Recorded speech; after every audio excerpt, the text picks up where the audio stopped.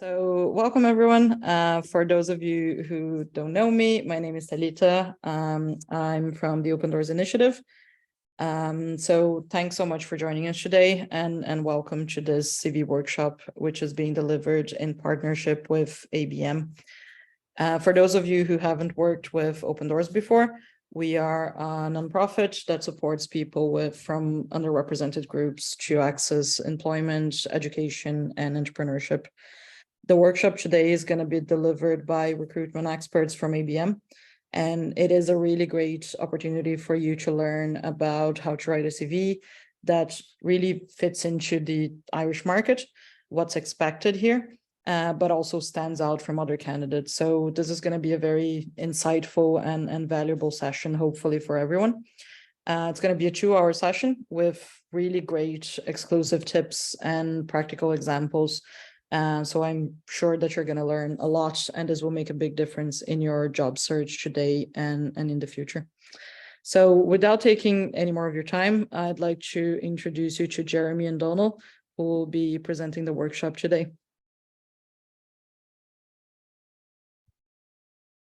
Thanks, Talita, and good afternoon, everybody. So look at it. My name is Jeremy, obviously. I'm one of the HR business partners here with ABM. So we have currently 5,000 thereabouts people working for us within Ireland. We're worldwide. I suppose our main focus is on cleaning services, providing cleaning services for cleaning operatives, security, and that would be our main focus.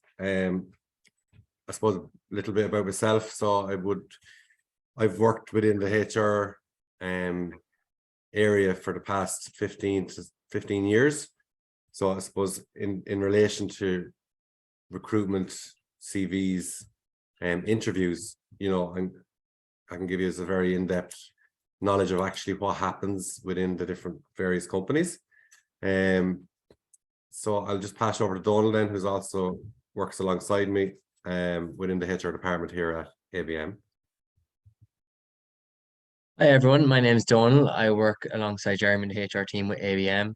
Heavily involved in recruitment is my role, and I daily see around 100 CVs a day. So I'd be well versed in looking and viewing CVs daily. I'd see great ones and not so great ones, but I'm well versed in the area. So yeah, Jeremy, do you want to kick it off with the PowerPoint or? Yeah, perfect. So look, guys, throughout the presentation, obviously we have quite a lot of detail to get through. We'll give everybody the opportunity if they have any queries or questions, any stories that they might want to actually share with the group. So I'll start off first then with our slideshow. I'll share the screen here now. Okay, so obviously we all know why we're here, CV workshop. And then at the end of the CV workshop, I believe, Talita, you've divided half of the group with ourselves, and we'll be catching up with them separately then after this. Perfect. So just, can everybody see the screen? Yeah, we can. Anyways, my side. Yeah. Everyone else? Perfect.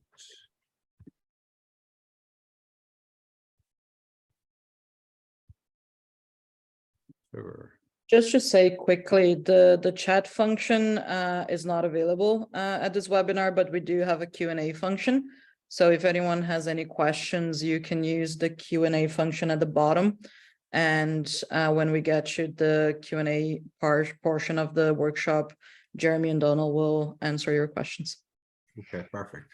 So just look at some of our standard kind of housekeeping ethics rules, I suppose, would be to leave your cameras on if at all possible. I understand for this training session, it may not be depending on the environment that you're currently in.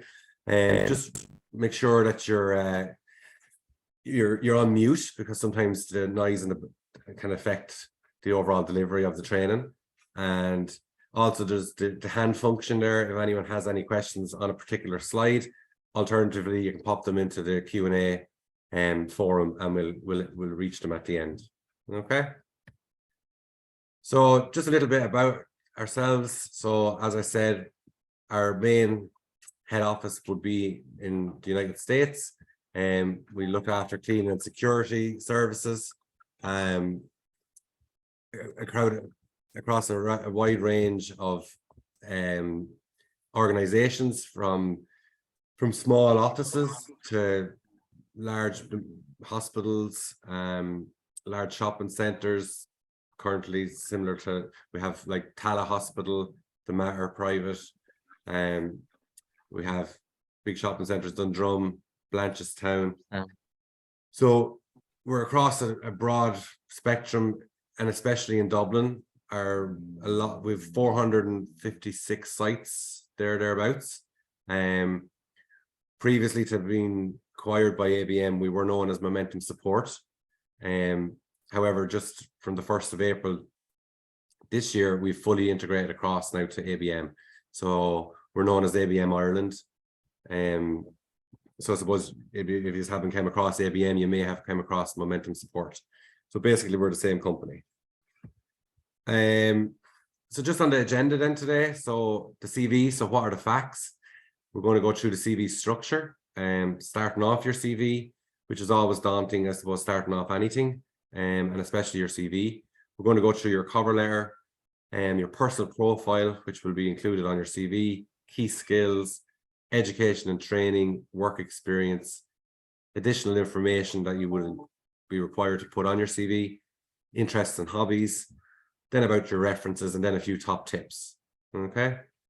So I'm just going to pass you over to Donal now, and he's going to go through the first couple of slides with yourselves, and I'll let you take it away there, Donal.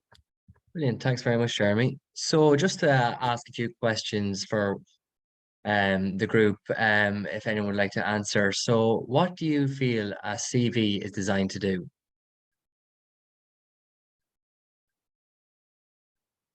Have we got a shy group? Would anybody like to? Does anyone? Yeah, so they can't turn on the microphone, but if anyone wants to raise their hands, I can give them the option to turn on the mic if anyone is not feeling shy today. Okay, we have a very shy group. Oh, Okay, two participants raised hand, did it? Great. I hope you wouldn't be as shy in interview.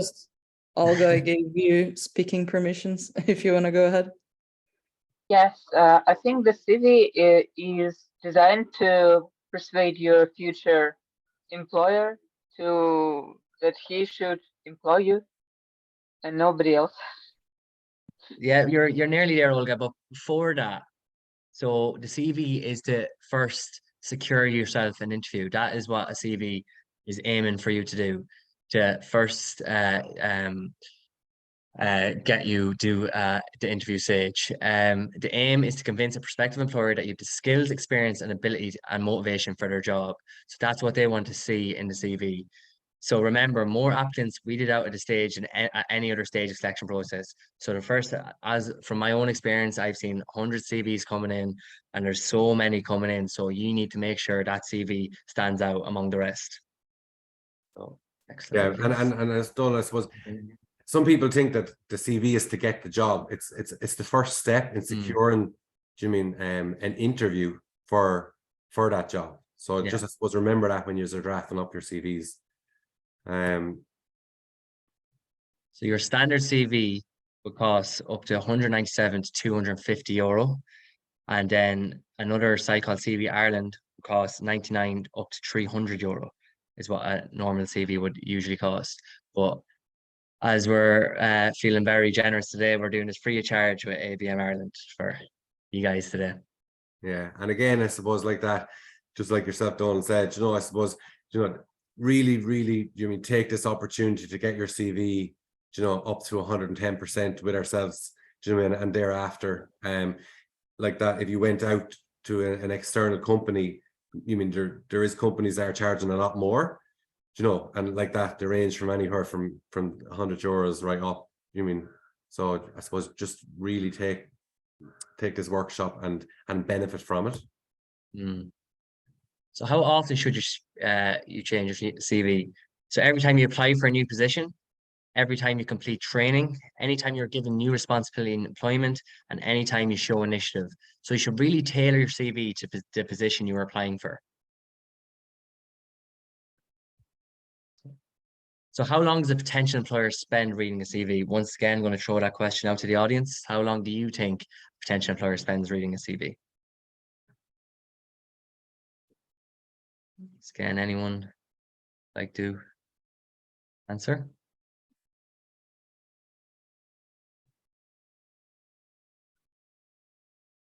Oh, there we go.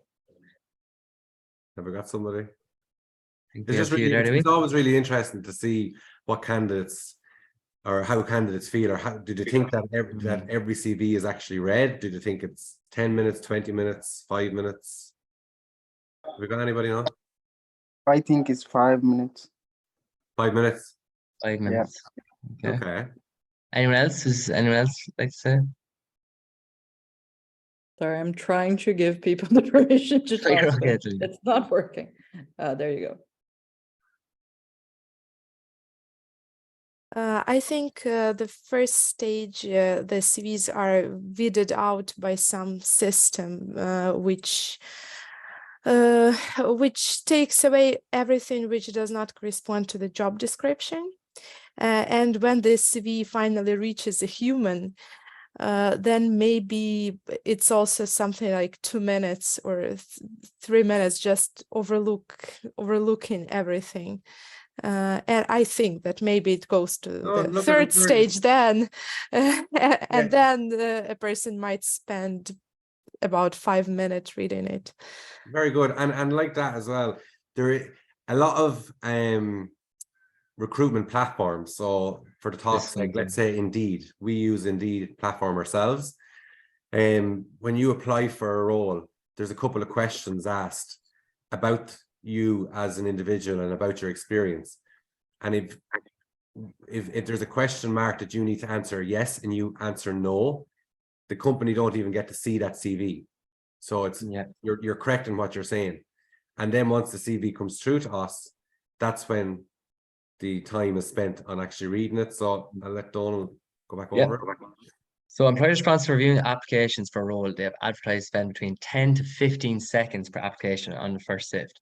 So 10 to 15 seconds is the first application sift, because there's so many coming in. So the first initial look at a CV, we'll just see the key buzzwords, what's there, what do you have in common with the role that's being advertised. Then 1 minute per application on the next sift, and then 5 to 10 minutes per application on the final sift. Obviously, after 10 to 15 seconds, there's probably going to be a good few eliminated. The minute application, then a good few more eliminated. And the 5 to 10 minutes ones where you saw key buzzwords in each one, and you'd look to see what would be in line with what we're looking for with the role when it comes to the CV. So your CV structure.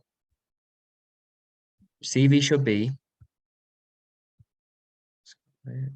2 pages only, clearly laid out and easy to read, plenty of white spaces, plenty of spaces making it clear, informative but concise, accurate in content, spelling, and grammar. That's very important as well, guys. Accurate in content, spelling, grammar. If you say in your CV that you have great attention to detail and you have wrong spellings everywhere, grammar's wrong, like your attention to detail, I'm afraid to tell you, probably isn't the best. So make sure you have that down to a key, and then target to the specific job role applied. You don't want your CV to be about a security role when you're going for a cleaning role. You want it to be based on each job you apply for.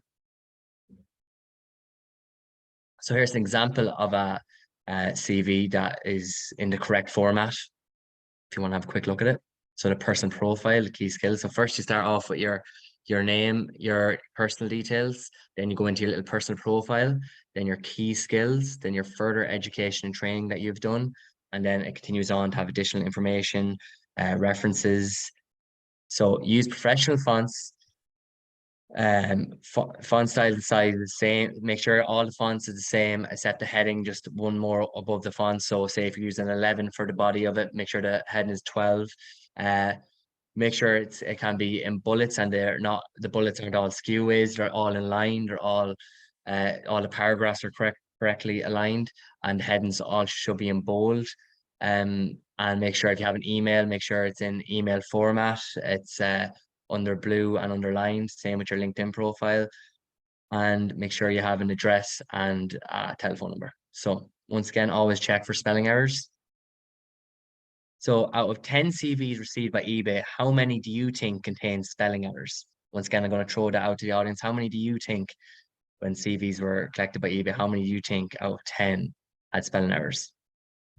And you can pop it into the questions and answers form there as well, because I did see that a lot of you had answered the previous question. So if you don't feel comfortable talking over the speaker, just pop it in. Yeah. So we have one there, 8 out of 10. So 8 out of 10. Anyone else like to care to?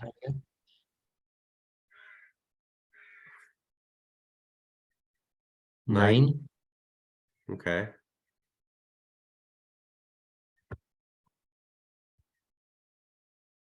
Anyone else? No? Good answers, to be fair. Yeah, I'm close. So actually it was 7 out of 10. So you were just a bit higher, but you are correct. There is loads of spelling mistakes. Even I've seen it throughout my time. So it's 7 out of 10 of every CV received by eBay contains spelling errors. So to target your CV, read the job advertisement. Make sure you read the job advertisement clearly, and select the keywords out of each advertisement, and base your key skills around the keywords of what they're looking for in that job advertisement.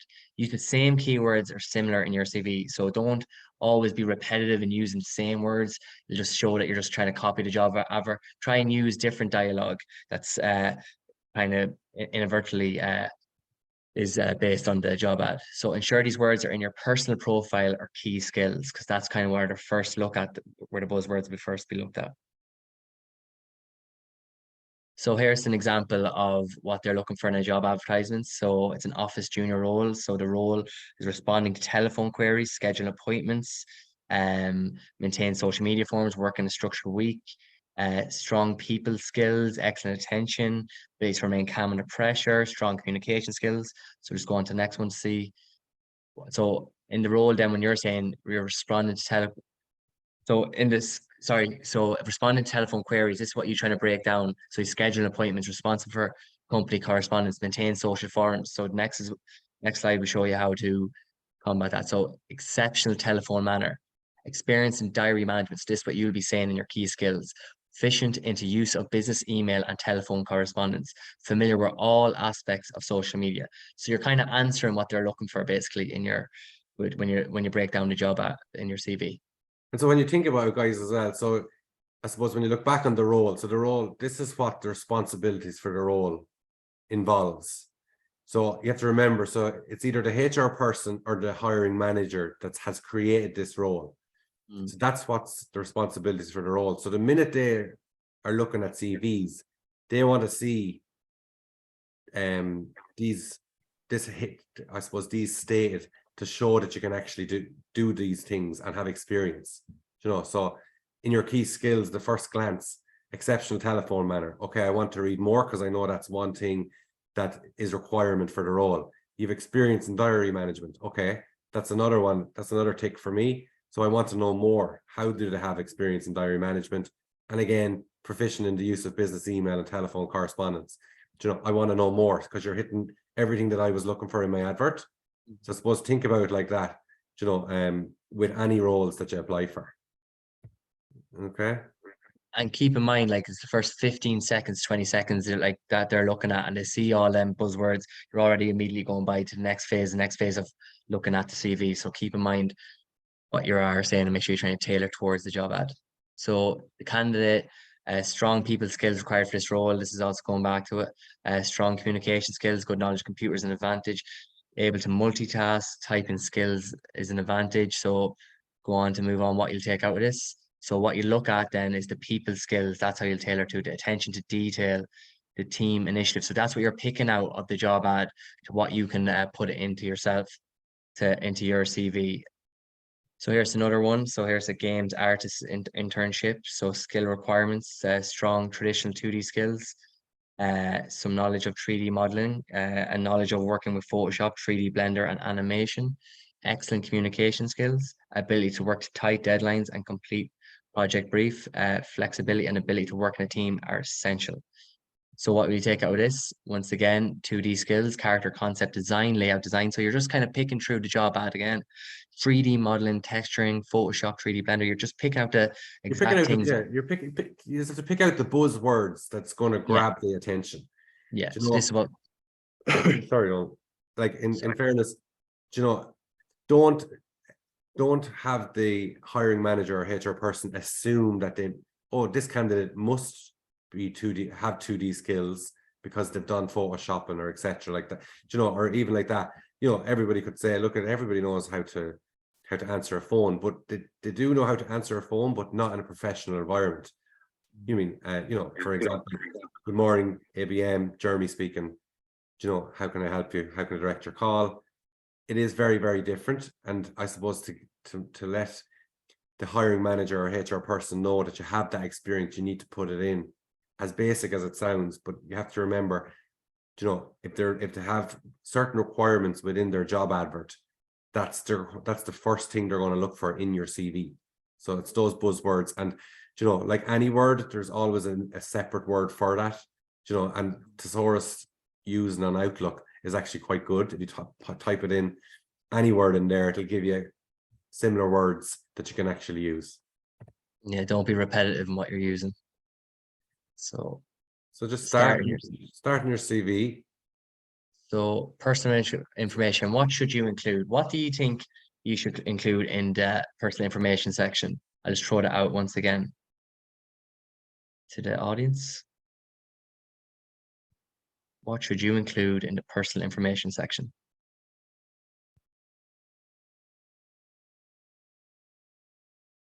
Any questions, guys, or any answers first? Obviously, we like, you know, so much information. We've seen so much information on CVs, but you have to think what primarily should be on a CV. What shouldn't and what should not.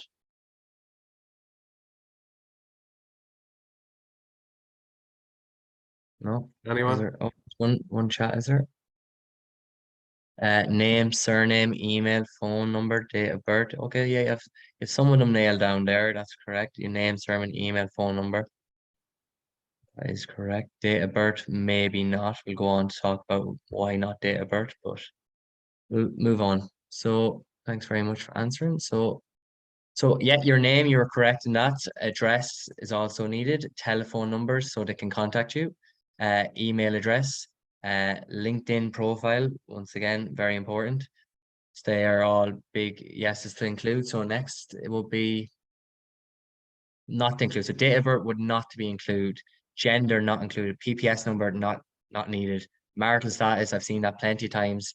It seems like a lot of non-nationalists put in the marital status, but in Ireland, marital status is not needed. Nationality, no, not needed either. Health status, not needed, or a photo, which I've seen plenty of times CV, but it's discarded, not needed.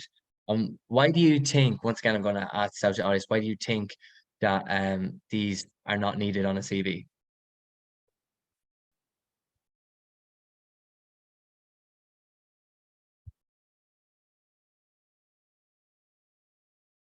So they're not needed because of the 9 grounds discrimination in Ireland. I don't know if you're familiar with the 9 grounds discrimination, but so the 9 grounds are the membership of the traveller community, sexual orientation, the civil status ground, racial group, the age ground, the religion ground, the family status, gender and disability. So if you're putting in stuff like date of birth, your religious beliefs, there's a thing called unconscious bias, where people not knowing to themselves could like disregard the CV because they see your nationality or they see your age and don't mean to do it, but they just unconsciously just disregard the CV. So it's mainly just keep your name, address, telephone number, LinkedIn profile, just them bits. No need for a photo, anything that they could discriminate against. There's no need to put any of them. And again, I suppose I'll just jump in there. I suppose even if you think about it, guys, whether you're gay or straight, whether you're Catholic or Protestant, whether you're 20, 30 or 40 years of age, whether you're married or single, that has absolutely nothing got to do with what the role involves. If you have the skills and the experience to do the role, that is not relevant. For those that do put in, like Donald said, their date of birth, you know, their religious beliefs, their nationality, etc., you're potentially could be discriminated against by whoever's looking at your CV.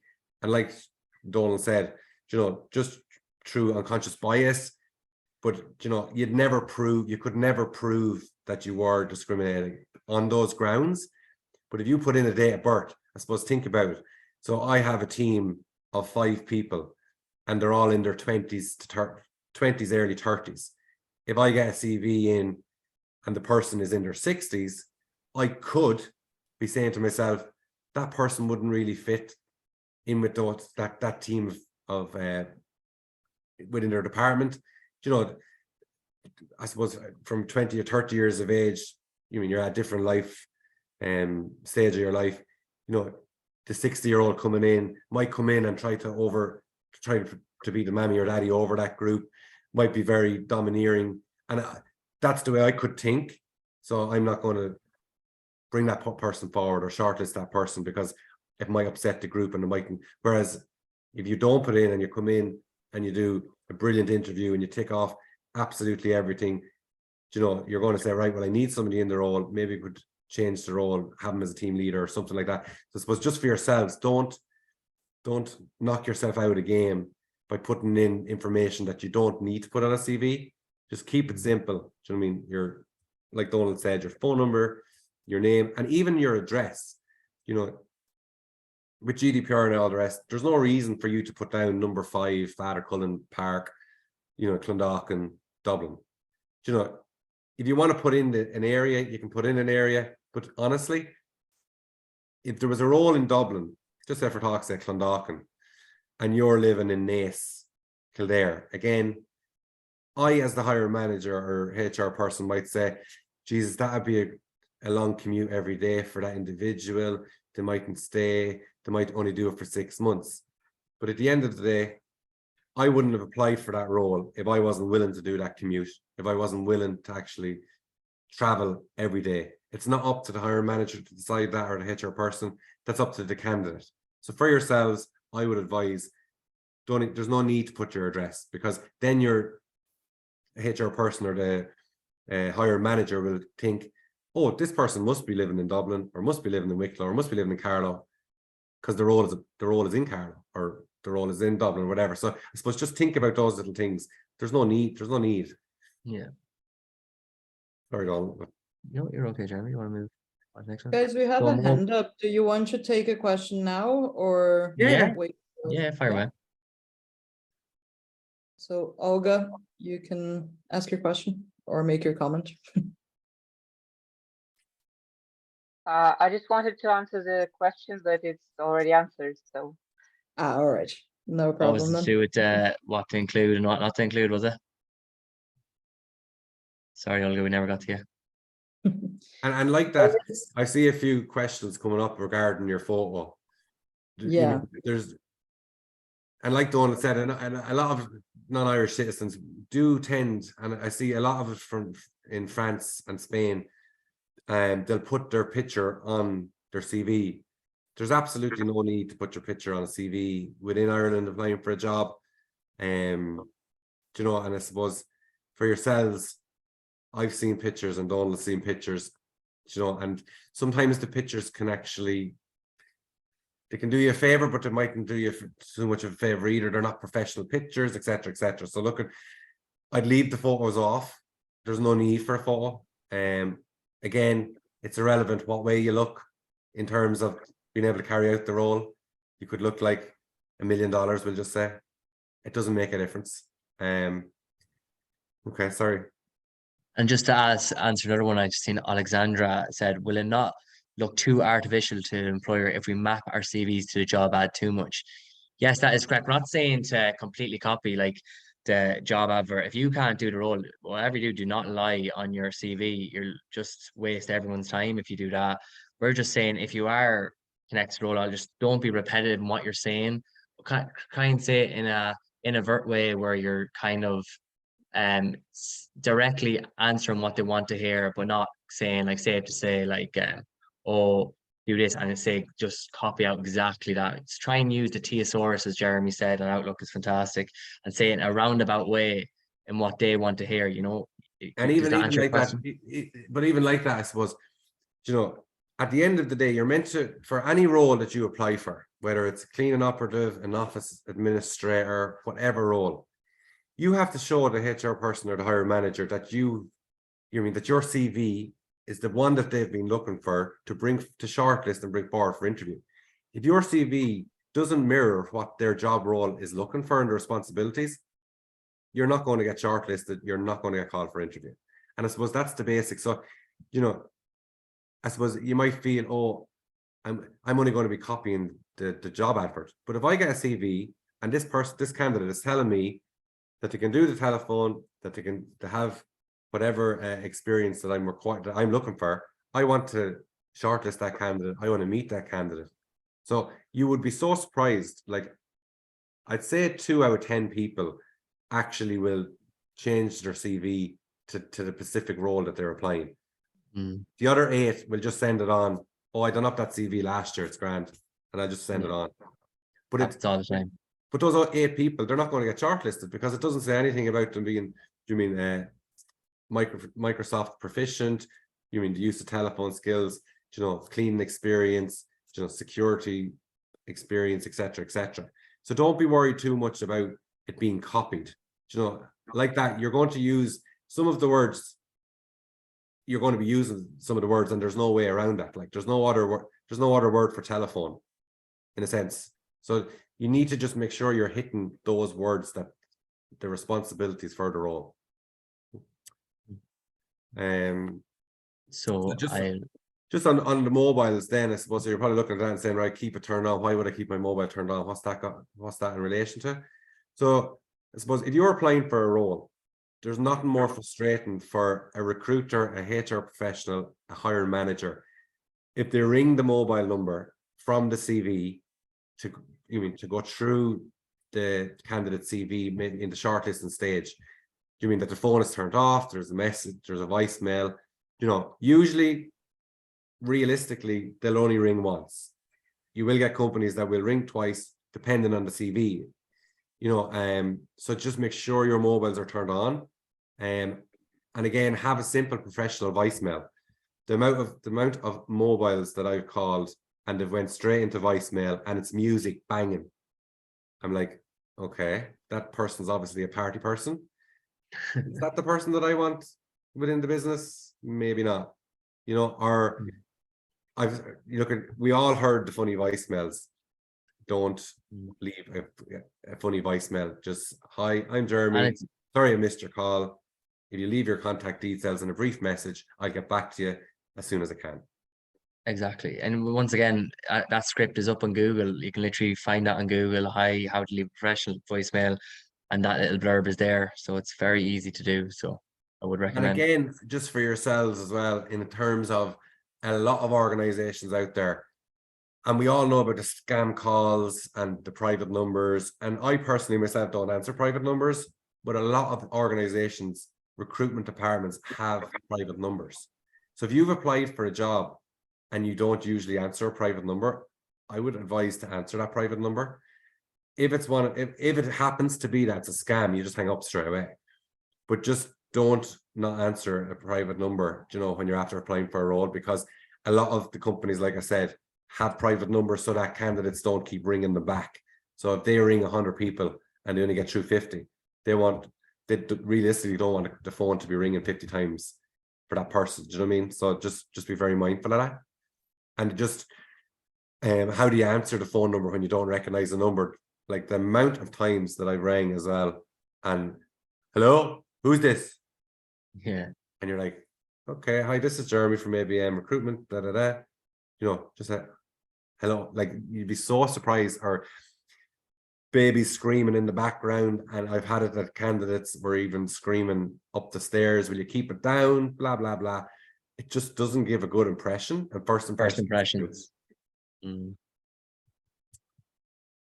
Okay, so in regards to your email as well, always make sure your email is active. Okay, again, sometimes for whatever reason, we get emails bouncing back to say that the person's email has too many emails in their inbox and the email can't go through. Check your messages regularly, and always look in your spam folder. Sometimes for whatever reason, the security feature within the organizations might pop the email from the company into your spam folder. So just make sure you check your spam folder, and set up job alerts. Make sure you set up job alerts on the company's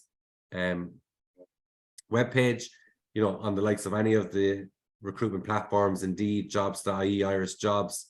There's a load, you can actually set it up and get alerts on a daily basis of actually the job and the role, something similar that you're looking for.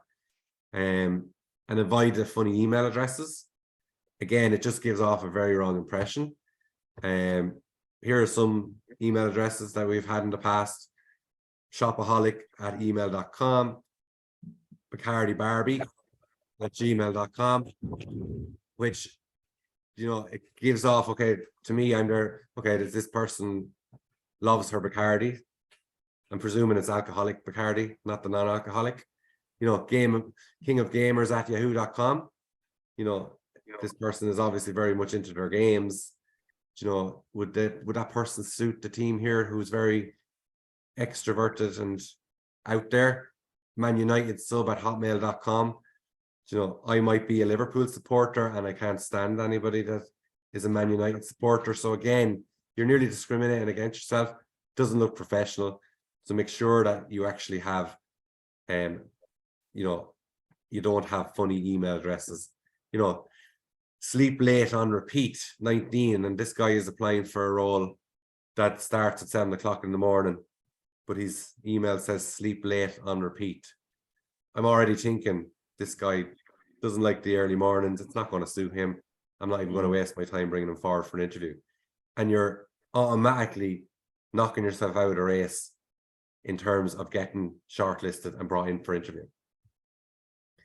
So again, LinkedIn, I believe, have been fortunate enough to get a workshop with LinkedIn. And as you know, LinkedIn, social network and site design specifically for the business community, and allow registered members to establish and document networks of people they know and trust professionally. So again, you can sign up with recruitment agencies through LinkedIn. There's always roles advertised. Depending on the role, you know, a lot of both organizations and recruitment agencies will go through LinkedIn and search members on LinkedIn as recruiting and shortlisting for staff. Especially the way, sorry, Jeremy, but especially the way the digital age is going, LinkedIn is going to be huge for a number of years to come even. So I'd advise you to really take a look at that workshop, because LinkedIn is a fantastic app to use when recruiting. Known for me being a recruiter, LinkedIn is huge.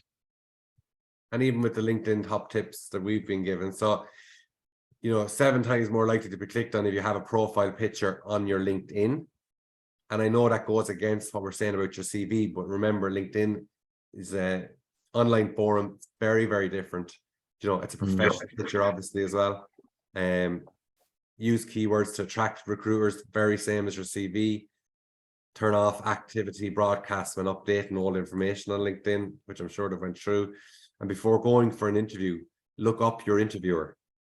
You know, and you might see something in there that you can relate to, that maybe they're into volunteering for certain charities and you are. You'll get to know the interviewer in a sense, and you'll get to know their background. You'll get to know how long they're with the company, how they started off. It might even put your mind at ease to say, oh, guy, this interview, actually, he started off working in retail and now look at him, he's operations manager. So, you know, you might get that common ground, and it mightn't be so daunting then going into the interview. And follow your target company and companies in your field. So similar to setting up the job alerts through email, you can target to certain companies that you're interested in working for, and then you'll, in your posts, similar to Facebook, etc., you'll get to see the roles within those companies as they come available. And just with LinkedIn, guys, just make sure you don't use it as a social site. It might be similar to Facebook, but it's very business oriented. It's not like touch on the picture. If you are using the picture, make sure it's professional. You don't want, like I've seen so many times in LinkedIn pictures, someone with a bottle of beer in the background or a pint in front. Like that's a big no. Like you want to make sure you keep it professional at all times when it comes to LinkedIn. And again, I suppose just look on your CV. Obviously, if you have your LinkedIn profile, it's easier then for recruiters, HR managers to click on that link and go in and have a look to see what else you may have done that's not on your CV. Because remember, your CV is going to be 2 pages.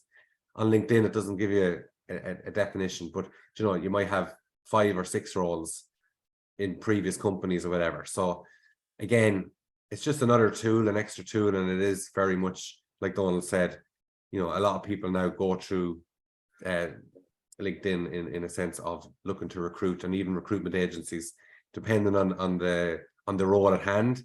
Many of you have probably actually already got, if you have LinkedIn profiles, emails from recruiters to say, look, came across your LinkedIn profile and have a job role that I feel you'd be really interested in looking at your skills and your previous work experience, etc., etc. So definitely utilize and use the LinkedIn platform.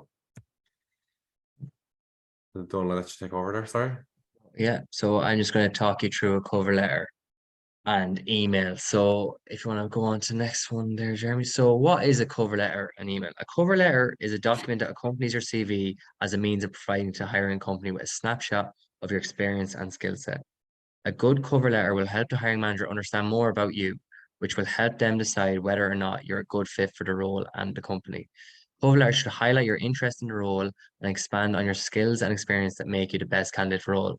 So just on the cover letter, guys, it really stands out from the crowd. In Ireland, I don't know if back where in other countries it is huge, but in Ireland, it really shows that you have a keen interest in the role.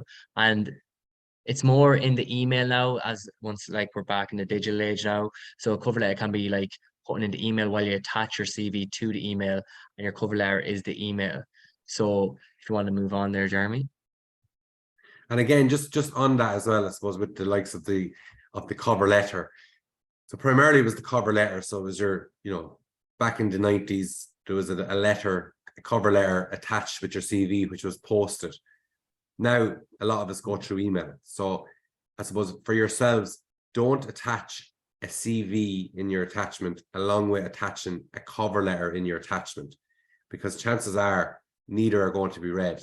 You know, so basically, for talk's sake, in your email, dear hiring manager, please find attached in relation to my application for the above role.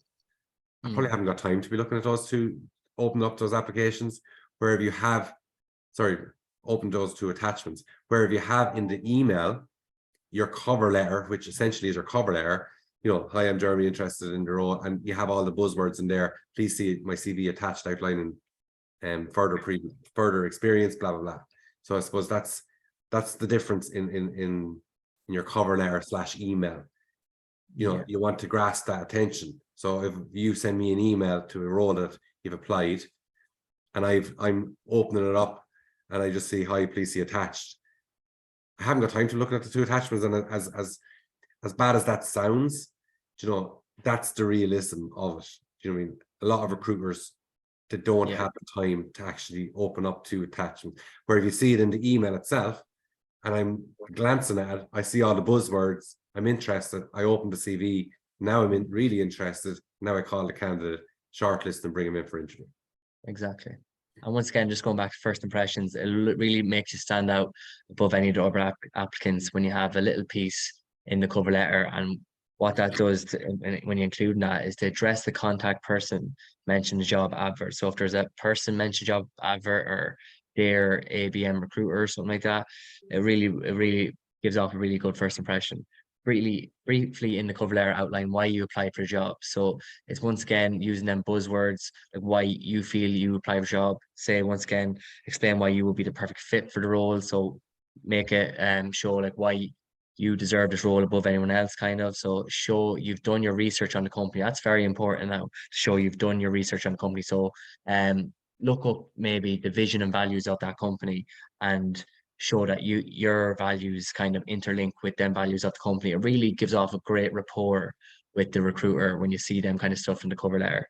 Tailor your cover letter to the job and avoid repetition. Once again, if you're repeating exactly what's said in the advert, the recruiter is going to know straight away you're being lazy and just repeating copy and paste. We can all do that. Like, so make sure it's neat, brief, and typo free. Once again, attention to detail and all this stuff is very important. Make sure it's typo free, no spelling mistakes. Make sure it's just a brief, nice little cover letter, and make sure it's neat and spaced out accordingly. And just on that, just at that, if I jump in, and I'm sure I know you are fortunate enough to also have an interview workshop. Whatever you guys do when you're going for interview, and I'm sure it was covered, and it's one of my absolute pet hates, in a sense, and a lot of other HR business partners, managers, HR professionals. If you go for an interview and you're fortunate enough to get that interview and you don't know anything about the company, it's a big no-no straight away. A big no-no. So whatever you guys do your research on the company. You don't have to have, 5 minutes of a spiel. You just need to know when they were established, how many people is working for the company, how many locations they have, and what they actually do. And I suppose I'm just throwing that in there just to highlight that. That's so important. So important. Yeah. So here's an example of a cover letter, as you can see. So they're addressing the hiring manager in a formative manner. It's also a half-page length. Is exactly what you want your cover letter be. You don't want a whole 2-page spiel cover letter. It's never going to be read, and it's probably going to do worse for you, as once again the recruiter won't have the time to go through all that. And again, I suppose the bottom piece there, guys, is actually quite important. And I'm available for a call or interview at your convenience. You're the hiring manager. The amount of cover letters I've seen, and it says, I'm available for a call either Monday or Tuesdays, between 5 and 6 or whatever. And I'm like, I haven't got time to be allocating my time. I suppose you're available straight away for interviews, straight away for a call. So don't put in a breakdown of when you're available. Show that you're flexible to suit the hiring manager. So, Jeremy, do you want to take personal profile? Yeah. So, Jeremy, yeah. Okay. So starting off your CV. So I suppose, not to panic everybody, myself and Donald will be breaking the team up, and we'll be going on a one-on-one session with each of you guys. Okay. We have a CV template there for you. And we're going to be giving you that CV template, and then at least all you guys need to do is put in the information, and then we'll tweak it as we go along. Okay. So first piece on your CV obviously is your personal profile. The personal profile, basically a potential employer generally goes straight to your personal profile. They use this paragraph to assess whether they'll read on further. Your personal profile therefore has to be a comprehensive summary of all your skills, knowledge, and abilities. And I suppose we've kind of touched that right through. Okay. So on your personal profile, there's the 3 Ds. So you define yourself, what you can offer the company, and what you're looking for. Okay. The amount of interviews that I've done, and why do you want to work for us? Because I need a job. It's not very interesting or very out there. You're not going to stand in the crowd for the right reasons. You really want to oversell yourself in this personal profile stage of the CV. You need to sell yourself. So the amount of CVs, again, we've seen that I'm punctual, I'm hardworking, I'm honest, I'm friendly. These are all a given. You need to be punctual, you need to be hardworking. So when I see these on a CV, again, I'm just like, okay, they should have put in 5 skills that I'm looking for, not things that I would expect from any team member. Okay. What words describe your qualities? So here are a number of different words. Okay. I'm not going to go through them all, but I'm flexible. Okay. Knowledgeable, productive, you're skilled, adaptable. Huge one is adaptable. Enthusiastic, So you're starting off in your profile. So I am an adaptable, conscientious, and enthusiastic individual. Again, how do you define yourself? Quick learner, office junior, person. It depends on the role that you're applying. So you're an adaptable, conscientious, and enthusiastic office junior with a passion for a career in X, with experience of working as part of a team. So here, I suppose this is just to kind of give you an idea of what to be putting into your profile. And there's so many ways you can actually put it in and word it that'll grasp the attention of the hiring manager. What's your experience or your aspirations? Again, if we continue with that, so an adaptable, conscientious, and enthusiastic office administrator with a passion for a career in administration. Bingo, you have my attention. I'm going to read further because you're hitting everything that I need in my office junior. Okay. Okay, so what skills? So are you well organized? So are you a team player? So are you detail oriented? So again, these will be the buzzwords and the keywords that'll be in that role advert, and you need to put that into your role profile. Okay. So are you customer service oriented? So you have within your role profile, a passion for delivering exceptional customer service and enjoys meeting new people and interacting with members of the public. If somebody is looking for somebody with good customer service and to see that line in there in your personal profile, they're going to read further because they want to find out, where did you get this exceptional customer service skill? What experience have you got in doing it? And where have you been interacting with members of the public? Okay. So the direction of your personal profile. So now looking for a suitable role that makes best use of my existing abilities and can help me develop new skills. And these are just all ideas, and we'll be going through this, on our one-on-one sessions. So you're now looking for a career advancement opportunity within a company that will allow you to develop my skills and potential for the benefit of the organization. Again, they're the real keywords in your role profile. So here's just an example. So we said that earlier, an adaptable, conscientious, and enthusiastic office junior with a passion for a career in administration, well organized with strong attention to detail and proactive in providing timely, efficient, effective, and accurate reports, as well as having excellent interpersonal skills. Now, if I see that in a CV and I'm looking for an office junior, I'm going to read further because, like I said, I'm going to find out where they actually got this experience, how many years experience do they have, etc., etc. You've caught the attention straight away. This is just another example. Person passionate about all aspects of computer games development, including programming and games design. So this is obviously a profile for a person, one of the gamers, or somebody that's in the IT section or the IT side.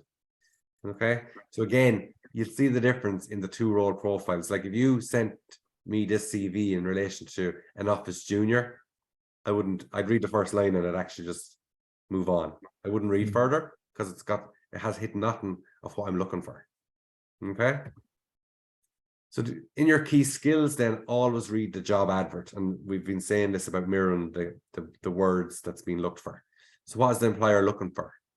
Before you go on to key skills, Jeremy, sorry to interrupt. It's now 1 o'clock. Do you want to take a 5-minute, 10-minute recess? Maybe just grab a cup of coffee for the guys. Just sure. Look at it. What do you think? Yeah, sure. We'll stop there now, guys, and we'll give everybody 5-10 minutes. So we'll come back at 1:10, just to give everybody. Is that okay with yourself, Talia? Okay with everyone? Yeah, that's perfect. Yeah, just to give everybody a breather. And this might be tired of hearing their voices already. Hope not. Okay, guys. Look, sure. We'll come back. Just mute all your speakers, and we'll come back here at 1:10. Thanks, guys. Thanks very much, guys. Welcome back, everyone. Welcome back. Sleeta, I seen you got a coffee for yourself. Looks delicious. Very good. Have we everyone back?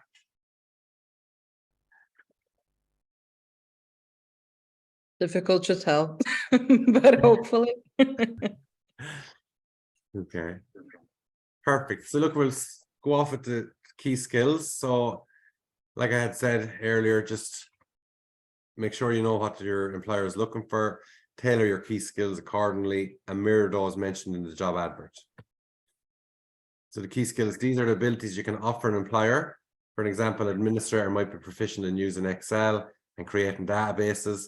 A salesperson might be proficient in generating revenue and creating a rapport with customers. An IT technician might be proficient in troubleshooting. So think about the position you want and the abilities you have to complete this role. So what is a skill? So a skill is something you are good at doing. It could come naturally to you or be something you have learned through experience or training. Having the right skills can go a long way to helping you get the job you want. So the key skills of an administrator. So excellent working knowledge of all Microsoft Office packages, capable of multitasking and manage conflicting demands, excellent spelling and proofreading skills. Similar to a retail salesperson, so they're excellent customer service, obviously because they'll be dealing with the public, excellent communication skills, strong organizational and analytical skills, can accurately cash up a day's sales. So again, these would come from the job advert, and these are what you're going to be mirroring onto your CV. Yeah, once again with key skills, always try and mirror onto what the job advert is saying. Okay, so key skills, they are skills which you have, particularly those which you will be relevant to the job. If the job asks for you to list key skills, write a concise description of your skills. And if it's not elsewhere in your CV, for example, in the education or work experience sections, also state where and how you develop them. Okay, think about what the employer will be looking for by thinking about what the job will require. Then write this section in a way that shows how you will be able to meet the requirements of the job.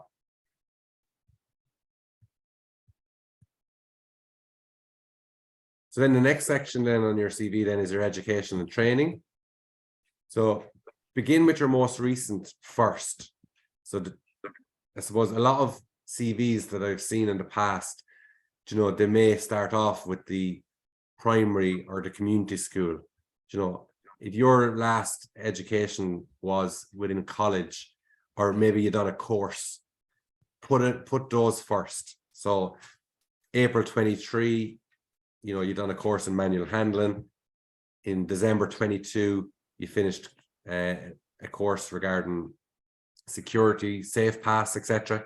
So just always put in the dates with your most recent first. Okay, so the dates attended, just include the month and the year, the course title, college name and address, and the modules that you took. Okay, so look, if you look at this one, for example, so September 19 to May 20, Coláiste E College for Further Education, Finglas, and then that's some of the modules. And this would be more kind of focusing on administration roles, or even if the role had something to do with the job that you're actually applying for. Okay, so again, so we're halfway through your CV. So you have your details on the top, you have your personal profile, your key skills, your education and training. So your work experience then, so begin with your most recent job first. So your dates of employment, the company name and address. Explain what the company do if it's not a recognized brand such as B&Q, McDonald's, Google.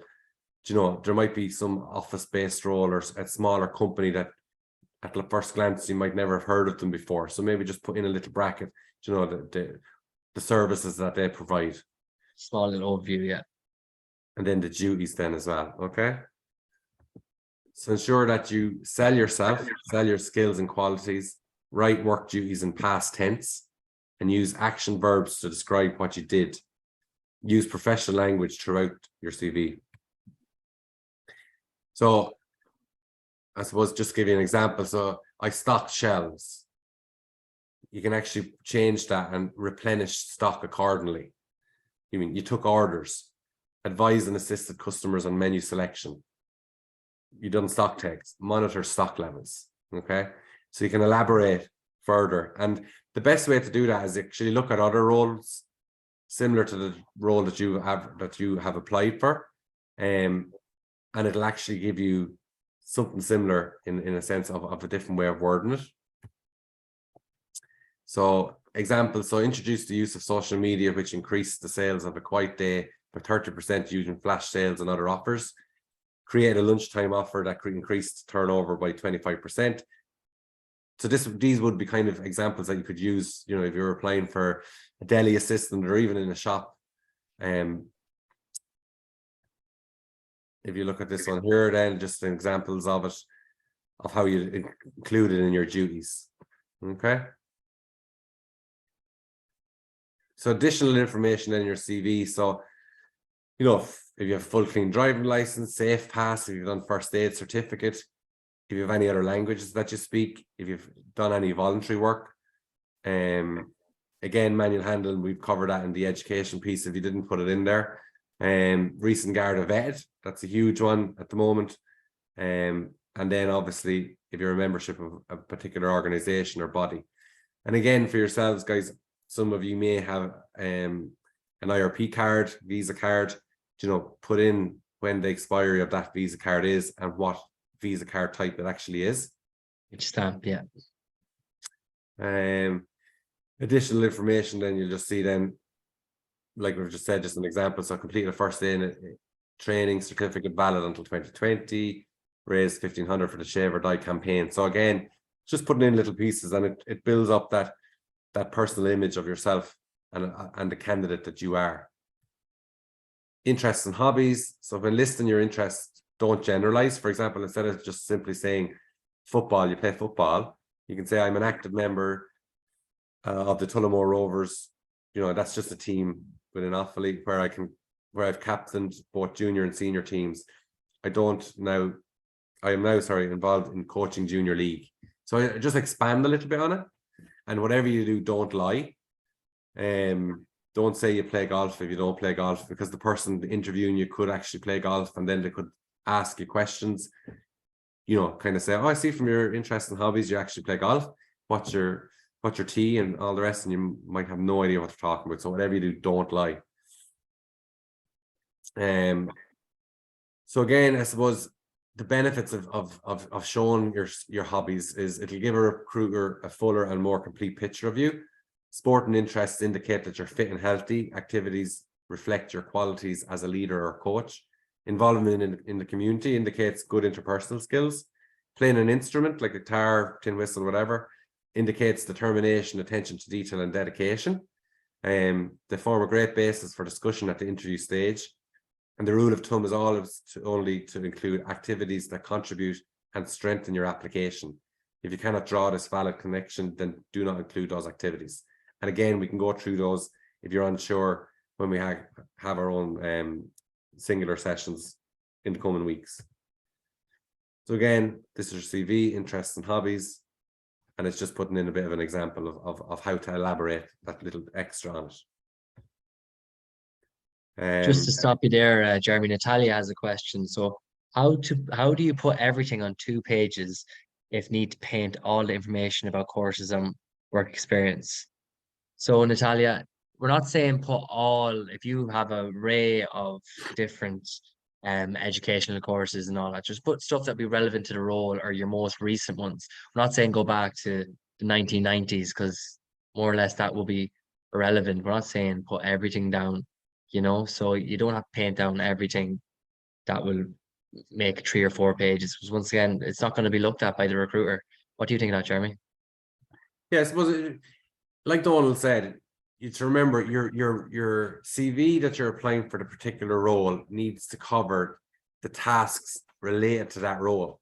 So I suppose if you think about it, you mean, for talk's sake, because we look after ourselves, a clean and operative role, you know, that might have 20 responsibilities, but within, if you worked previously for ourselves and you had that on your CV, you don't need to put down those 20 responsibilities, because that could be nearly half a page. You need to put down at least 5 of the main responsibilities, which would be linked to the job role. So I suppose, just remember, I suppose it's so important to just have the 2 pages. And again, when we're going through the sessions with yourselves individually, if you're unsure what to put in everything, and we can remove some, because a lot can be actually amalgamated together. Okay, so don't worry about that too much, but don't put in absolutely everything. So references available on request. So I suppose always ensure on your CV that you state references available on request. Don't put referee details, of previous companies on the CV at the bottom. Because I suppose from a GDR perspective, has that referee given you permission? And again, if it's references available on request, at that stage of when you would have been at interview, and the hiring manager, HR person of the company will get back to you and say, look, they'll let you know. So they'll let you know that you're at the next stage. So it could be an offer stage, and they need references to vouch for you. And again, when you're actually providing referee details, make sure you contact the referee that you actually have given those details, that you've given the details out. So if it was myself, you'd be ringing myself, and you'd be saying, hi Jeremy, I've actually applied for a new job, and somebody may be ringing you from Google or wherever in relation to getting a reference. And again, it shows the hiring company then, that you've excellent communication in the fact that you've actually went and contacted the referees. When the hiring manager contacts the referee will be expecting the call, and they won't be like, oh right, I wasn't sure that they were looking for a new job, etc., etc. Or if you're working in a company like ourselves that there's 5,000, I mean, the HR person mightn't actually know you, because it would be the site manager, but a lot of the references come through the HR department. They may not come through your direct report, your direct manager. So just remember that. So again, like I'm just after saying, so ensure the referees you use are from your most current work history where possible. Alert the referees, excuse me, that they may be getting a call or an email. And if you cannot supply 2 employment-based references, excuse me, then you may use a character reference from an academic, voluntary, or sporting source. Excuse me. So like that, if you're just after finishing college or some other terms, some other educational course. And again, excuse me, Donald, I'll just get you to take over that. I get a drink of water. Yeah, you're okay, Jeremy. So once again, there's the layout again. We're referencing down to the very bottom underneath interests and hobbies, and just put down available upon request. So so top tips. So keep all font styles and size consistent. Once again, it's important to keep everything in line. Use the same bullets throughout. Don't have all bullets skeways, one bullet going on the right, one bullet on the left. Just looks terrible. Ensure all text line up. They're all the same kind of dimensions on the Word document. Ensure your CV is easy to follow. You don't have references up at the top, or you don't have hobbies underneath education and training. Make sure they all have precise headings in the exact same spaces. You'll be getting a CV template anyways from us, and we'll show you how it is displayed. So make sure, once again, sell yourself. Once again, oversell yourself is always important. It might look corny or whatever, but really that's what you want to see. That's what all recruiters want to see, to sell yourself, show that you really are interested in the role. So another top tip before sending out your CV is to check and double check. Make sure attention to detail. Once again, use the Microsoft Word spell check. Blue will show what grammar isn't being used. I know grammar can be different: past tense, present tense, future tense, especially if English isn't your first language. Really make sure you use Microsoft Word. The grammar will show, it will squiggle blue line under show the grammar is correct, or red will mean the spelling is incorrect. So you can use tools like Microsoft Word, and I know there's other tools out there as well that can scan through your Word document to show if there's any spelling mistakes or grammar mistakes. So make sure you read it again and again. Spelling may be correct, but the work would be the wrong one. So make sure what you put down underneath a different heading isn't something that relates to something else on the CV. Make sure everything is the way you want it to be.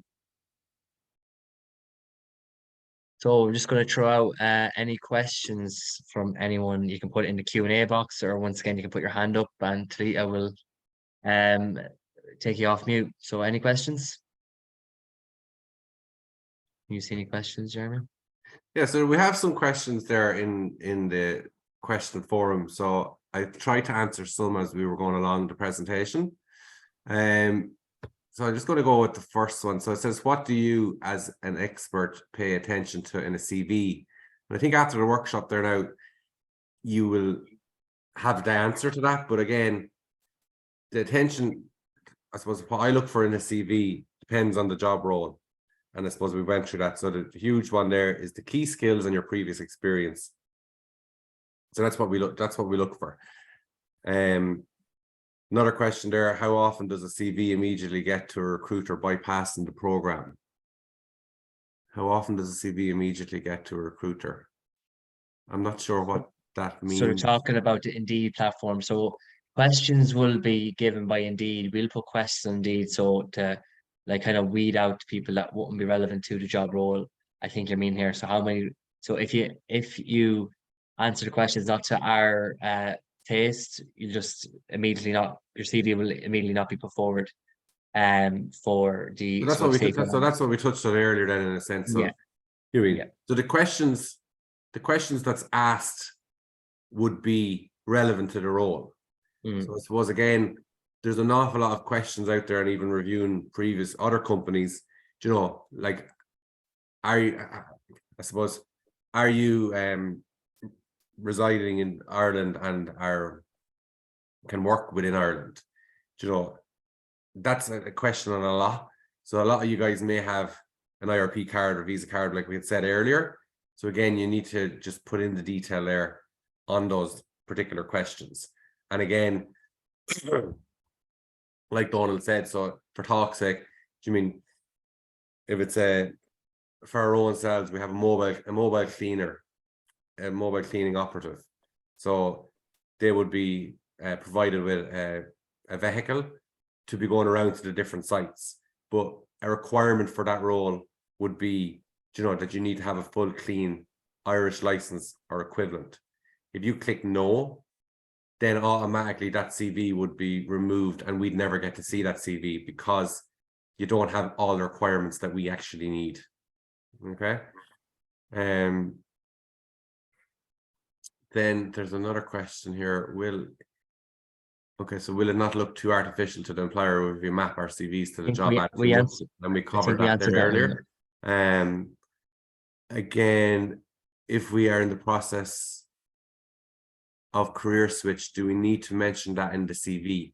So I suppose, I'm not sure what you mean by that, but if you're currently, let's say, working as an example in a shop as a retail assistant, and you've went to college to become a social care worker or a healthcare operative, you know, it'll show in your CV, oh, this person, you know, is currently or has worked within a shop or a store of some sort.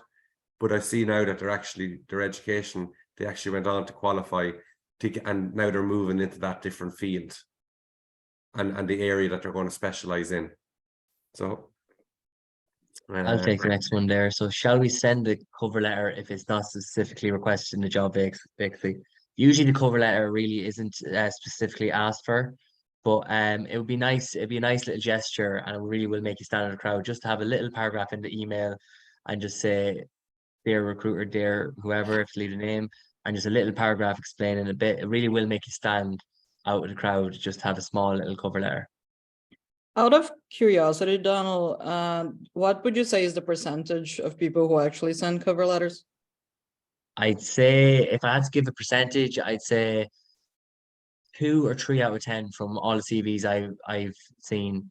And the ones I have seen, I've always kind of earmarked like, oh, that's interesting, and I'll put you forward to the next round, because it really does show you are interested in the role and you've taken your time to research a bit about the company to show that you have key skills that are needed for the company. And it really does bow down well with the recruiter if you have something small, even something little in the cover letter. Yeah. attached with CV. So an easy way to stand out. Yeah, basically. Good.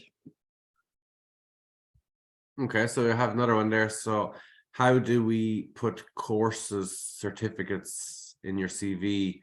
I have about 20 of them and most seem relevant. So if you have about 20 certificates, I'd only be putting in the ones that would be relevant to the role. I'd be interested, and we can talk offline, of the 20 that you would feel would be relevant to that one particular role. And I suppose if they are, which I'd be very surprised that they would be all relevant, I would actually just put in the previous 2 years of certificates on that one. Another question: if I took courses on CRM systems in another country that is not relevant here, but this can demonstrate that I easily learn new systems, should I indicate this in my CV? So again, I suppose I'd actually look at the role advert. This is something that you can expand on if you get called forward for an interview. But then just put down a few of those different systems on your CV in a sense of your key skills that you're proficient in, whatever that system is. And again, when we're going through your CV individually, you put all the detail down and we can go through it and remove what wouldn't be relevant on a CV. Another one: if I haven't opportunity to improve my working experience in Ukraine, how can I save my CV? If I haven't opportunity to improve my working experience in Ukraine, how can I save my CV? I'm not sure what question has been asked there. If I haven't opportunity to improve my working experience, I'm not sure. I think it means he doesn't have much work experience. Or Natalia, is that what you mean? Like, you don't have much work experience in Ukraine, or where? And how can she have a better CV if she doesn't have much working experience? Is that correct? Like we can take it offline, and when we're going through, Natalia, when we're going through it individually with your CV, we can answer that question for you firstly, and we can also put in on your CV. Okay. Yeah, Natalia, if you if that wasn't, the answer to your question, you can send us an email, even in Ukrainian, and we can get it translated and answer your question via email. I think that's probably the best. Yeah, perfect. Anybody else, any questions? There's a few more coming in now, I think. Is there? Is professional experience should be proved by certificates? No, if you have the work experience, it doesn't have to be proved by experience. If you've work experience, you put it under work experience, and then is that what you're getting at by certificates? And again, if we don't answer, if this, of any of the questions that we're answering here, if they're not what you're asking and what we're taking from it, we again can go through it. Yeah, for one-on-one live sessions anyways, yeah. Exactly. And like that, you can you'll have our email details, and Talita's going to pass them over to you if you don't have them already. And you can, by all means, pop us an email and we will be sure to answer your question. So the next, if some of the key responsibilities repeat in different workplaces, will it be better to mention that 2 places trusted me with that, or does it make sense to mention a different responsibility? So I'm presuming that in 2 of your roles, Had so similar 2 different responsibilities. companies, and the 2 of them are similar. So it could be like that you're a sales assistant and they're pretty much similar. That's fine. If you can at all, I suppose, when we said earlier, there's going to be 5 duties or responsibilities. So if you have 5 sales assistant responsibilities for Arnott's, let's say that you work for Arnott's, and then done stores, there's never going to be only 5 duties or responsibilities. So you could perhaps put 5 with Arnott's and 5 with Dunnes Stores, which is another retail chain here in Ireland. But again, we can go through all that with yourselves in greater detail when we're going on the one-on-one sessions. If there was a maternity leave and surely there's a gap in experience, does it make sense to mention why you had that gap? Absolutely. So if you had a gap of a year or 9 months, whatever the case may be, you can actually just put in so that there's no gap in your CV. You can say between April 23 and November 23, you know, that you were on maternity leave or whatever the case may be. Any other questions? Okay.